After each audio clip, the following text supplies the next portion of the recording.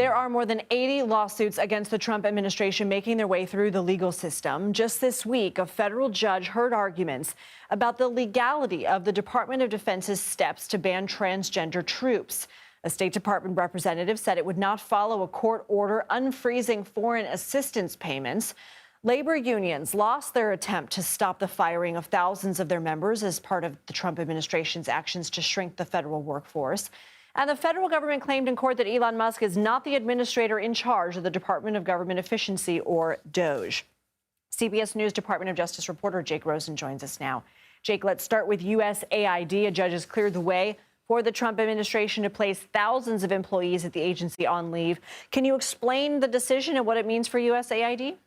Yeah, that's right. Earlier today, a Trump-appointed judge, Carl Nichols, right down the road here in D.C., put an end to at least a temporary pause that he put in place 2 weeks ago that blocked the Trump administration from putting over 4,000 permanent and in-office USAID employees on administrative leave. Now, this was the first step that the Trump administration was trying to take to kind of dismantle the agency. You can see the pictures on the screen now of the sign literally coming off the building.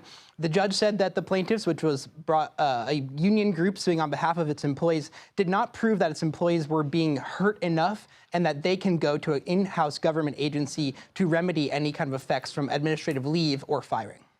We've seen several lawsuits trying to stop DOGE in its efforts to cut the size of the federal workforce. Can you give us a sense of how many lawsuits there have been against DOGE specifically and whether those efforts have been successful? Yeah, and of the 85 lawsuits against the Trump administration right now, 17 of them are against DOGE and or Elon Musk. The big case is the case brought by Letitia James in New York alongside a number of other states. They have, at least for now, blocked DOGE's access to IRS records, including people's social security numbers and important tax information. However, a number of the lawsuits, at least 4 of them, which were brought on behalf of groups suing to stop their access to things like the Department of Education, Department of Labor, they have lost their suit, basically trying to block Elon Musk from getting access to these groups. So DOGE has access. In a lot of these cases, there has not been the proper standing from a lot of these plaintiffs, but in the bigger case, especially getting people sensitive information, the DOGE and Elon Musk have been stopped. Finally, the Associated Press is suing the Trump administration after it revoked access to some White House events. What's the AP arguing?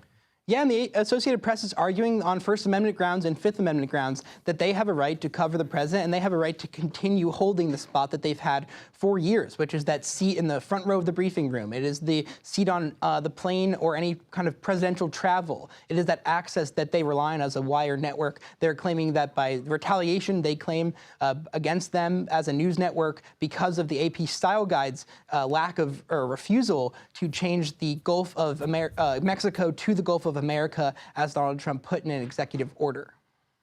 Jake Rosen, thank you.